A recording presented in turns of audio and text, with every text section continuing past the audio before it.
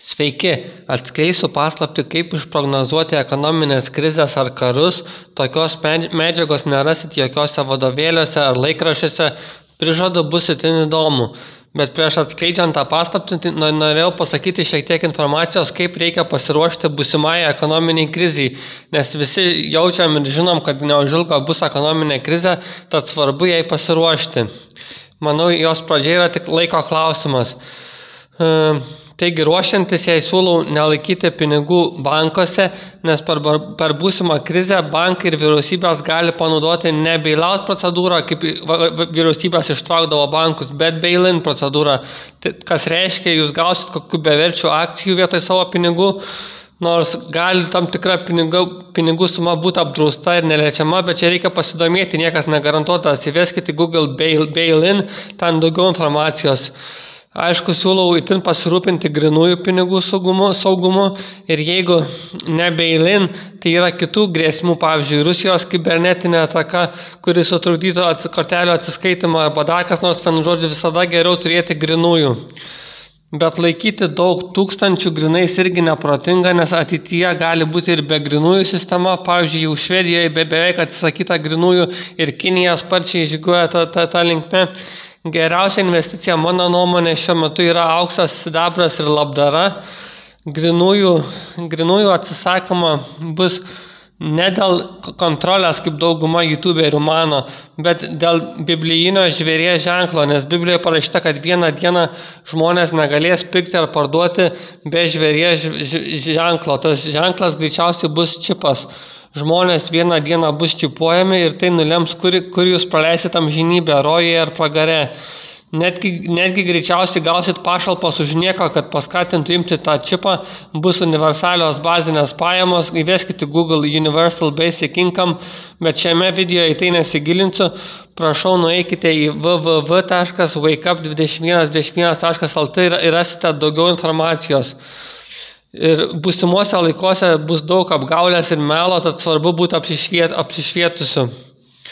Ir dar reikia apsisaugoti nuo infliacijos, nes dabar apskritai netgi doleris gali griūti, yra daug informacijos ir panašiai, o kai doleris žlugs, tai sekanti rezervinė pasaulio valiuta bus greičiausiai pagrįsta auksu, todėl jo vertė sukils daug kartų į viršų. Gali būti ir hiperinfliacija, nors krizė iš pradžių yra nuomonių, kad prasidės su defliacija ir tik po to pereis į hiperinfliaciją. Niekas nežino iš tikrųjų, kaip vystysis krizė, bet kad apsisaugoti nuo tokių dalykų kaip hiperinfliacija ar valiutų žlugimai, siūlau nusipirkti aukso ir sidabro luitų ir monetų, nebūtina investuoti tūkstančius, nes yra informacijos, kad aukso sidabro kainos per krizę gali sukilti ir 10 ir 25 kartus į viršų ir dar daugiau. Pavyzdžiui, investuodami 27 eurus į sidabro monetą dabar, jūs galbūt atsiimsite virš 1000 po krizės ir galbūt žymiai daugiau, niekas nežino, kiek skils kainos. Lombardų nerekomenduoju, ypač supirkime, nes įdomios kainos. Dar kas svarbu, neišmeskite pirkimo čekių, nes imamas 15% mokestis VMI nuo pelno, jis bus mažesnis, jei pagrysit pirkimo išlaidas, tada tik už skirtumą reikės mokėti. Ir dar kas svarbu, sidabrui gali sektis žymiai geriau nei auksui, bet siūlau abiejų turėti. Negaliu pasakyti, paslėpti tą auksą sidabrį ir negarbinti jų. Ir dar kas svarbu, aš ne finansinis patarėjas ir ne ekspertas, tad visko domėkitės patys. Paskaitykite www.wakeup2121.lt apie būsimus laikus, nes ten dabar vyksta dvasinis pabudimas ir bus daug apgaulės, kaip sakiau. Ir aš žiūriu daug ekonominių video, YouTube anglų kalba, tai yra daug nuomonių, kad dauguma žmonių per būsimą krizę praras beveik visą savo turtą. Ar tai būtų pinigai banke, ar akcijos, ar koks nekilnojamas turtas, ar dar kas, nes yra susiformavę didžiuliai burbulai ir vieną dieną jie gali sprogti ir žmonės neteks daug turto vertės. Ir dar nežinau, ar svarbu ar nesvarbu, bet žiniasklaida rekomendavo ne per seniausiai turėti 72 valandų avarinį planą maistui ir vandeniui. Jeigu kiltų neramumai visuomeniai krizės pradžioje, manau, gali būti svarbu turėti tokį planiuką, nes auksas ir sidabras yra nevalgomi. Ir nenoriu čia nieko jūsų gąsdinti, reikia žiūrėti viską su optimizmu. Šiuo metu turite galimybę pasididinti savo turtą daug kartų į viršų, daug kartų gali sprogti viršų auksas sidabras, tad jūs krizės kartais būna geriausias metas uždirbti pinigus. Taip pat norėjau paminėti, kad auksas ir sidabras yra Dievo pinigai, tad jeigu praturtėsit, padėkit kitiems žmonėms, nes pagal Bibliją godoliai ir stabmeldžiai nepaveldės Dievo karalystės. Jeigu gerai uždirbat, skirkit 10% savo uždarbio vargšam ir labdarai ir įsitikinsit, kaip Dievas ir visata palaiminsiu sveikata ir pinigais ar kitais gerais dalykais. Tik reikia daryti paramą visiškai slaptai, nes kitaip prarasi Dievo atlygį. O dabar grįžtam prie pagrindinės temos, tai kaip išprognozuoti krizę ar karą, kaip sakiau, tą paslaptį skleisiu. Taigi, vienu žodžiu, dauguma didžiųjų krizių ir karų būna kas 7 metai, nes žydai kas 7 metus turi specialius metus, kurie vadinasi šmyta metai. Tai yra susijęs su Biblija ir Dievu ir dabartiniai sunkus laikai sukasi apie Dievą. Ne visada būna ekonominė krizė per šmyta metus, kur kas 7 metai, kartais būna kiti įvykiai, pavyzdžiui, rugsėjo 11 2 dangoraižiai JAV krito, arba koks karas prasideda, kaip dabar Ukrainoje irgi per šmyta metus prasidėjo. Pavyzdžiui, biškį pavyzdžių pateiksiu, 2 rugsėjo 11 įvykiai, po 7 metų 28 rugsėjo 15 JAV krizė, po 7 metų 215 Kinijos krešas, po 7 metų 222 Ukrainos karas ir galima sakyti prasidėjo ekonominė krizė, nes tikrai už žmonės sunkiai verčiasi ir infliacija, ir energetikos krizė, ir logistikos krizė, tad galima sakyti, kad tikrai gera pradžia ekonomikos krizė yra per šmyta metus. Vienu žodžiu, visada kokios nelaimės atsitinka per šmyta metus, ar tai būtų karas ar ekonominė krizė. Ir šiame video toliau biškai praeitį panagrinėsim, kokios krizės seniau buvo per šmyta metus. Ir dar ką prašau, tai palaikinkit ir pašėrinkit, gal šiandien nesitikiu, bet subscribinkit šį video. Ir dar norėjau pateikti informacijos, kaip išprognozuoti ekonominę krizę. Reikia nustatyti, kada bus žydų šmyta metai. Man atrodo, jie dar vadinasi sabbatical jie. Naudokitės Google arba įsiminkite metus, kuriuos minėsiu šiame video lentelėje ir paskaičiuokite.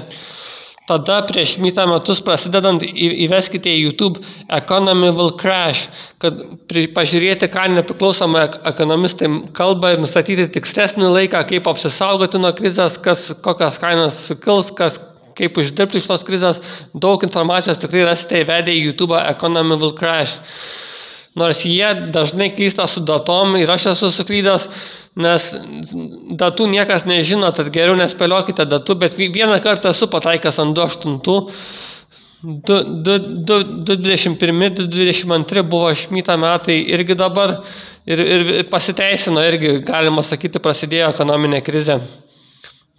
Beje, YouTube yra Dievo platforma, ten daug tiesos skleidėjų yra, manau, tai vienintelis likęs nepriklausomos informacijos šaltinis. Ir dar kas įdomu, tai dažniausiai krizės būna šmyta metų gale, rugsėjį arba spalį. Taigi, panagrinėkime istoriją, kas nutiko per žydų šmyta metus praeityje. Dabar matysite lentelę, turėtumėt matyti, tikiuosi, praeities krizės, kas 7 metai, šmyta metai. Tai dabar nueisiu į apačią, tai pavyzdžiui, 73 metais buvo OPEC krizė, nafta pabrango 200%, tada pridedam 7 metus, 1980 buvo Early Recession krizė, labai rimta ekonominė krizė, tada pridedam 7 metus, 87 Black Monday krizė, vėl didžiulė ekonominė krizė. Tuomet pridedam 7 metus, peso krizė, čia pasisekė, kartais per šmyta metus ir nebūna didelių krizių, bet čia labai pasisekė mums, nes 94 metai, kaip nekeista, praėjo palyginti ramiai, bet čia išimtis. 2001 rugsėjo 11 įvykiai, JAV dangoraižiai krito, 2008 JAV krizė ekonominė, kuri visą pasaulį persinešė paskui, 2015 Kinijos ekonomikos krešas, o 2022 karas Ukrainoje, ekonominė krizė prasideda ir panašiai. Tikrai jaučiame, kad gyvename šmyta metuose šiuo metu. Tiesa, jau beveik pasibaigė jie, bet ekonominė krizė dar vystysis tikrai ir labai įdomiai, man atrodo. Taigi, rezumuojant, pagal praeitį tik 93-94 ir 215 praėjo palyginti ramiai pagal Šmito metus, paskutiniais dešimtmečiais. Kartais niekas su ateitim nėra garantuota, pavyzdžiui, didžiulė 29 krizė nepateko į Šmito metus. Taigi, pasakiau, ką norėjau, atsiprašau, dabar dar norėjau pareklamuoti savo svetainę www.wakeup2121.lt, nes laukia labai sunkus laikai, bet Dievas turi paruošęs išsigelbimo planą Dievo žmonėm, tad jei norite išsigelbėti ir išvengti naujų sunkių žiaurių laikų, skirkite šiek tiek laiko paskaityti arba pažiūrėti kitus mano YouTube filmukus. Galite nueiti mano kanalą Wakeup2121. Ir dar ką norėjau pasakyti, vien tik auksas ir sidabras jūsų neišgelbės, viskas yra daug giliau nei vien pinigai, tad itin rekomenduoju būti išsilavinusiu ir susipažinti su viskuo, kas dėsis ateityje. Visą informaciją, kaip ir sakiau, atsiprašau, kad kartojas dažnai, visą informaciją rasite wakeup2121.lt svetainėje. Ir ten rasit informacijos, kad ne vien tik pinigai ir auksas gali jūsų išgelbėti.